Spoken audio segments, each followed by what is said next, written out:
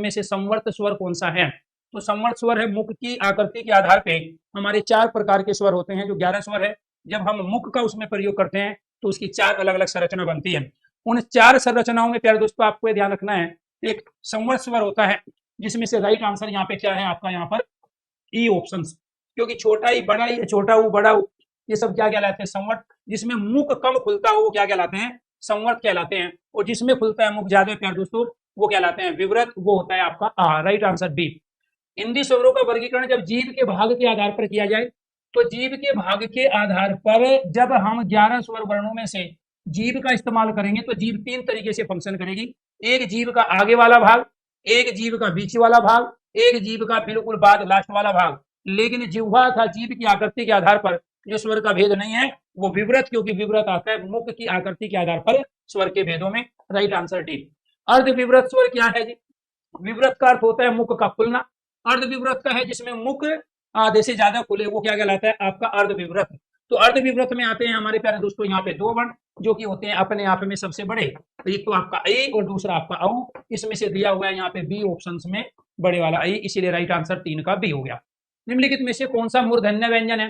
मूर्धन्य जो व्यंजन है वो कहाँ से उच्चारित होते हैं? मूर्धा से। तो मूर्धा से उच्चारित होने वाले वर्ण कौन से हैं? ऋतु रसानाम मूर्धा, यानी कि टे वर्ग के जो वर्ण होते हैं टे ठे डेढ़ है वो सब मूर्धा से उच्चारित होते हैं। क्वेश्चन नंबर 4, ये पे फे बे बे कहाँ से होंगे? ओठ से। पे और फे का जब हम प्रयोग करते हैं तो इनका जो उच्चारण हम कर पाएंगे वो ओठ से कर पाएंगे।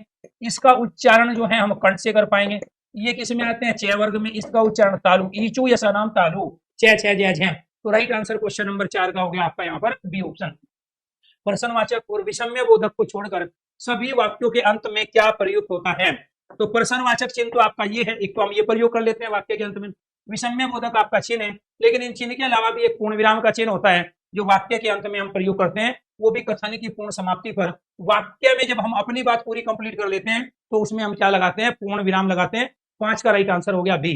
पूर्ण विराम के स्थान पर एक अन्य चिन्ह भी प्रचलित है, इनमें से वह चिन्ह कौन सा है?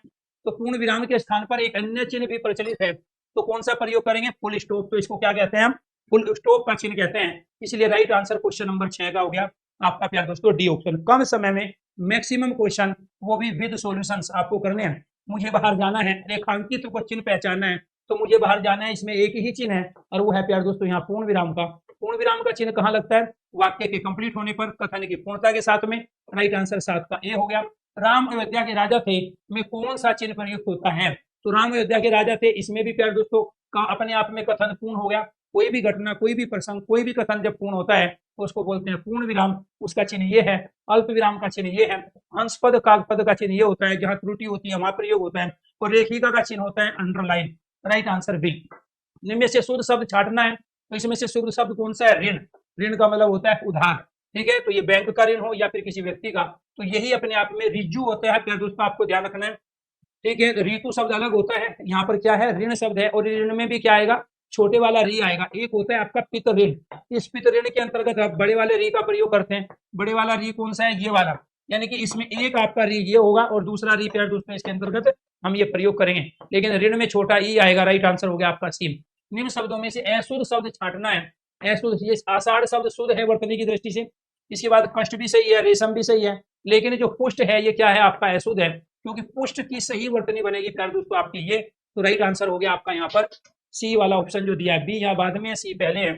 तो 10 में से कितने क्वेश्चन आपके सही हुए? प्यारे साथियों, 8 मार्च को विश्व महिला दिवस है और इस विश्व महिला दिवस के अवसर पर मैं लेके आया हूँ एक हिंदी स्पेशल का बेहतरीन बैच, जिसके अंदर हम तभी तमाम स्टेट और सेंट्रल गवर्नमेंट के जितने भी एग्जाम हैं उसके सिलेबस को यहाँ हम कंप्लीट कराएंगे।